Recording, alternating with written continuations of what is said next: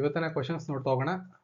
ಮೊದಲನೇ ಪ್ರಶ್ನೆ 2026ರ ಟೈಲರ್ ಪ್ರಶಸ್ತಿ, Tyler prize for environmental achievement ಅಂತ.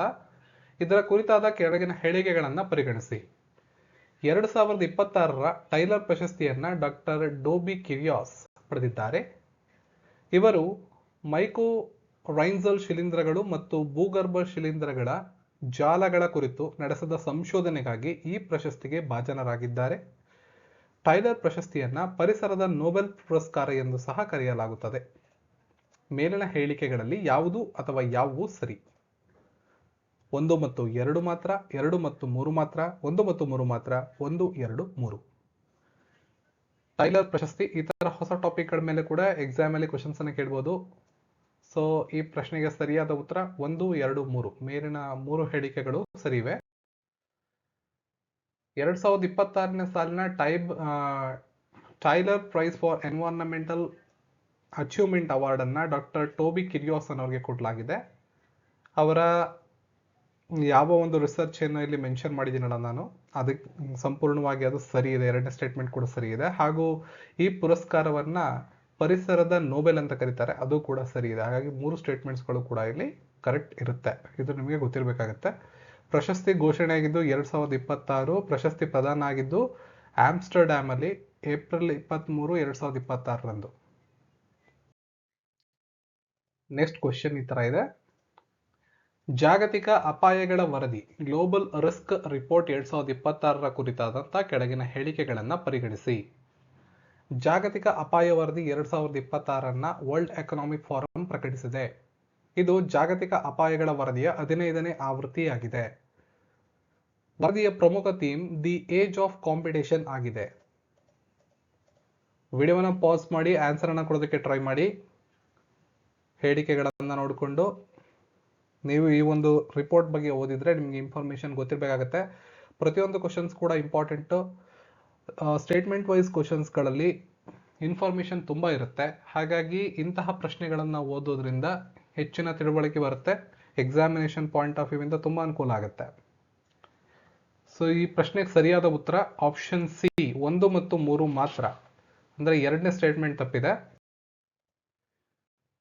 ಇದು ಜಾಗತಿಕ ಅಪಾಯ ವರದಿಯ 21ನೇ ಆವೃತ್ತಿಯಾಗಿದೆ. 15ನೇ ಆವೃತ್ತಿ ಅಂತ ಸ್ಟೇಟ್ಮೆಂಟ್ ಅಲ್ಲಿ ಇತ್ತು. 2026ರ ಜನವರಿ 14ರಂದು ಇದು ಪ್ರಕಟವಾಗಿತ್ತು. WEF ಅನ್ನೋರು ಇದನ್ನ ಪ್ರಕಟ ಮಾಡ್ತಾರೆ. ದ ಏಜ್ ಆಫ್ ಕಾಂಪಿಟೇಷನ್ ಅನ್ನೋದು ಈ ವರ್ಷದ ಥೀಮ್ ಆಗಿದೆ. ಸೊ ಇಷ್ಟು ಇನ್ಫಾರ್ಮೇಶನ್ಸ್ಗಳು ನಿಮ್ಮ ಹತ್ರ ಇರಬೇಕಾಗತ್ತೆ. ಯಾವುದರ ಆಧಾರದ ಮೇಲೆ ಇದನ್ನು ಪ್ರಕಟ ಮಾಡಿದ್ದಾರೆ?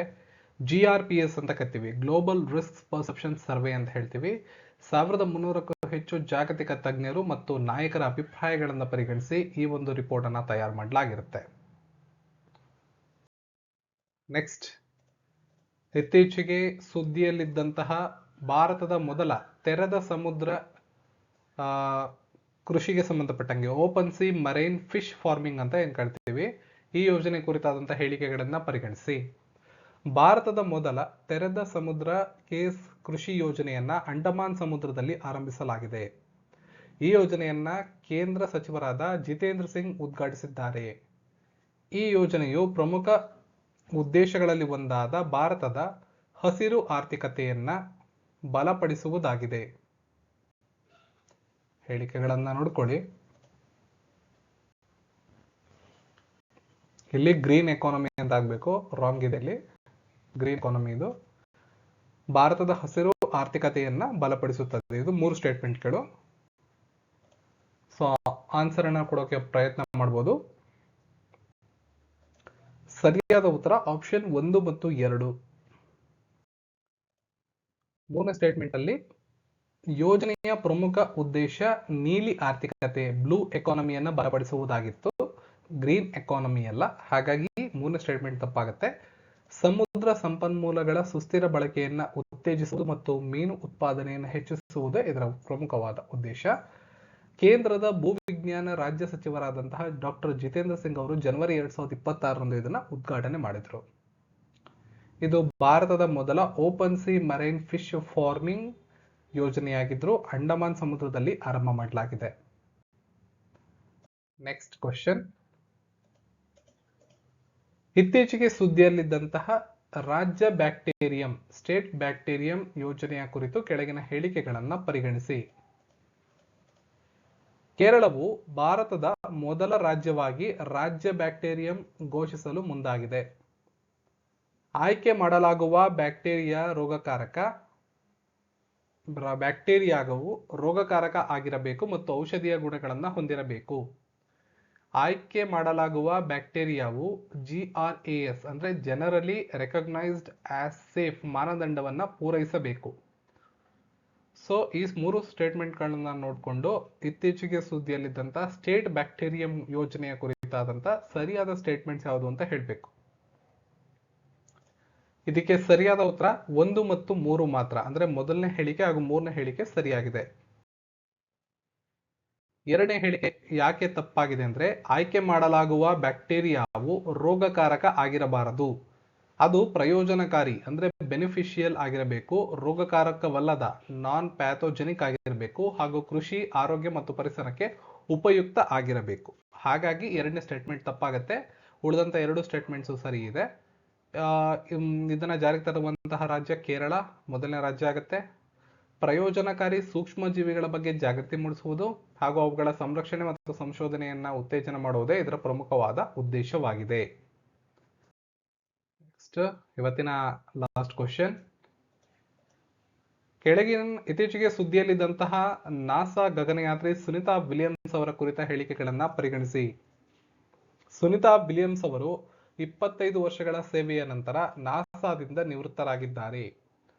ಅವರ ಕೊನೆಯ ಮಿಷನ್ ಬೋಯಿಂಗ್ ಕ್ರೂ ಫ್ಲೈಟ್ ಟೆಸ್ಟ್ ಆಗಿತ್ತು, ಅಥವಾ ಸ್ಟಾರ್ಲೈನರ್ ಅಂತ ಕೂಡ ಕರೀತಾರೆ. ಬೋಯಿಂಗ್ ಕ್ರೂ ಫ್ಲೈಟ್ ಟೆಸ್ಟ್. ಅವರು ಅಂತರಿಕ್ಷದಲ್ಲಿ ಒಟ್ಟು 500 ದಿನಗಳು ಕಳೆದಿದ್ದು ನಾಸಾ ಇತಿಹಾಸದಲ್ಲೇ 2ನೇ ಅತಿ ಹೆಚ್ಚು ಸಮಯ ಅಂತರಿಕ್ಷದಲ್ಲಿದ್ದ ಗಗನಯಾತ್ರಿಯಾಗಿದ್ದಾರೆ. ಹೇಳಿಕೆಗಳನ್ನು ಪರಿಗಣಿಸಿ ಉತ್ತರವನ್ನು ಕೊಡೋ ಪ್ರಯತ್ನವನ್ನ ಮಾಡಬಹುದು. ಅದಕ್ಕೂ ಮುಂಚೆ ಇದೇ ರೀತಿ ಹಲವಾರು ಮಾಕ್ ಟೆಸ್ಟ್ಗಳನ್ನು ಅಟೆಂಡ್ ಮಾಡೋದಕ್ಕೆ ಫ್ರೀ ಆಗಿ ಗೂಗಲ್ನಲ್ಲಿ www.kpscjunction.in ಅನ್ನೋ ವೆಬ್ಸೈಟ್ಗೆ ಭೇಟಿಯನ್ನು ಕೊಡಿ. ಹಾಗೂ ಪೇಯ್ಡ್ PDF ನೋಟ್ಸ್ಗಳು ಅವೈಲೇಬಲ್ ಇದೆ ನಮ್ಮ ಹತ್ರ. ನಿಮ್ಗೆ ಏನಾದ್ರು ಪೇಯ್ಡ್ PDF ನೋಟ್ಸ್ಗಳು ಬೇಕು ಅಂದರೆ ಕನ್ನಡದಲ್ಲಿ ಇಲ್ಲಿ ಕಾಣುವಂತಹ ವಾಟ್ಸಪ್ ನಂಬರ್ಗೆ ಮೆಸೇಜನ್ನು ಕಳಿಸಿ ನೋಟ್ಸ್ಗಳನ್ನು ಪಡ್ಕೋಬೋದಾಗಿರುತ್ತೆ. ಈ ಕ್ವೆಶನ್ಗೆ ಸರಿಯಾದ ಉತ್ತರ 2ನೇ ಸ್ಟೇಟ್ಮೆಂಟ್ ಮಾತ್ರ ಸರಿ. ಇತ್ತೀಚೆಗೆ ಸುದ್ದಿಯಲ್ಲಿದ್ದಂತಹ ನಾಸಾದ ಗಗನಯಾತ್ರಿ ಸುನಿತಾ ವಿಲಿಯಮ್ಸ್ ಅವರ ಮಿಷನ್ ಏನಿತ್ತು, ಕೊನೆಯ ಮಿಷನ್ ಅದು ಸ್ಟಾರ್ಲೈನರ್ ಆಗಿತ್ತು. ಹಾಗಿದ್ರೆ ಮೊದಲ ಸ್ಟೇಟ್ಮೆಂಟ್ ಏನ್ ತಪ್ಪಾಗಿತ್ತು? 27 ವರ್ಷಗಳ ಸೇವೆಯನ್ನ ಸಲ್ಲಿಸಿದ್ರು ಅವರು ಅಧಿಕೃತವಾಗಿ ಜನವರಿ 20, 2026ರಂದು ಘೋಷಣೆ ಮಾಡ್ಕೊಂಡಿದ್ದಾರೆ. ನಾಸಾದವರು ಘೋಷಣೆ ಮಾಡಿದ್ದಾರೆ. ಡಿಸೆಂಬರ್ 27, 2025ರಿಂದ ಅವರು ನಿವೃತ್ತರಾಗಿದ್ದಾರೆ. 27 ವರ್ಷಗಳ ಸೇವೆಯನ್ನ ಸಲ್ಲಿಸಿ ನಿವೃತ್ತರಾಗಿದ್ದಾರೆ. ಇನ್ನು ಅವರ ಕೊನೆಯ ಮಿಷನ್ ಯಾವುದು ಅಂತ ಆಲ್ರೆಡಿ ಹೇಳಿದ್ದೀನಿ. ಸ್ಟಾರ್ಲೈನರ್ ಟೆಸ್ಟ್ ಫ್ಲೈಟ್ ಆಗಿತ್ತು. ಮೂಲತಃ 8-10 ದಿನಗಳ ಮಿಷನ್ ಆಗಿದ್ರು ಸಹ ತಾಂತ್ರಿಕ ಸಮಸ್ಯೆಗಳಿಂದ ಸುಮಾರು 286 ದಿನಗಳು ಅಂದರೆ 9.5 ತಿಂಗಳುಗಳ ಕಾಲ ಅವರು ಅಂತಾರಾಷ್ಟ್ರೀಯ ಬಾಹ್ಯಾಕಾಶ ನಿಲ್ದಾಣ ISS ಅಲ್ಲಿ ಉಳಿಯಬೇಕಾದಂತ ಸನ್ನಿವೇಶ ಉಂಟಾಗಿತ್ತು. ಹಾಗಾಗಿ ಈ ಸ್ಟೇಟ್ಮೆಂಟ್ ಸರಿ. ಇನ್ನು ಸುನಿತಾ ವಿಲಿಯಮ್ಸ್ ಅವರು ಒಟ್ಟು 608 ದಿನಗಳ ಕಾಲ ಅಂತರಿಕ್ಷದಲ್ಲಿ ಕಳೆದು ನಾಸಾದ ಇತಿಹಾಸದಲ್ಲಿ 2ನೇ ಅತಿ ಹೆಚ್ಚು ಸಮಯ ಅಂತರಿಕ್ಷದಲ್ಲಿದ್ದ ಗಗನಯಾತ್ರಿ ಎಂಬ ಖ್ಯಾತಿಯನ್ನ ಪಡ್ಕೊಂಡಿರ್ತಾರೆ. ಇದಿಷ್ಟು ಇಂದಿನ ಪ್ರಶ್ನೆ ಮತ್ತು ಉತ್ತರಗಳು. ಈ ಮಾಹಿತಿಗಳು ನಿಮ್ಗೆ ಯೂಸ್ಫುಲ್ ಅನ್ಸಿದ್ರೆ ವಿಡಿಯೋನ ಲೈಕ್ ಮಾಡಿ, ಶೇರ್ ಮಾಡಿ, ಚಾನಲ್ನ ಸಬ್ಸ್ಕ್ರೈಬ್ ಮಾಡ್ಕೊಳ್ಳಿ. PDF ಟೆಲಿಗ್ರಾಮಲ್ಲಿ ಹೋಗಿ ಡೌನ್ಲೋಡ್ ಮಾಡ್ಕೊಳ್ಳಿ. ಸಿಗೋಣ ಮತ್ತೊಂದು ವಿಡಿಯೋದಲ್ಲಿ. ಧನ್ಯವಾದಗಳು.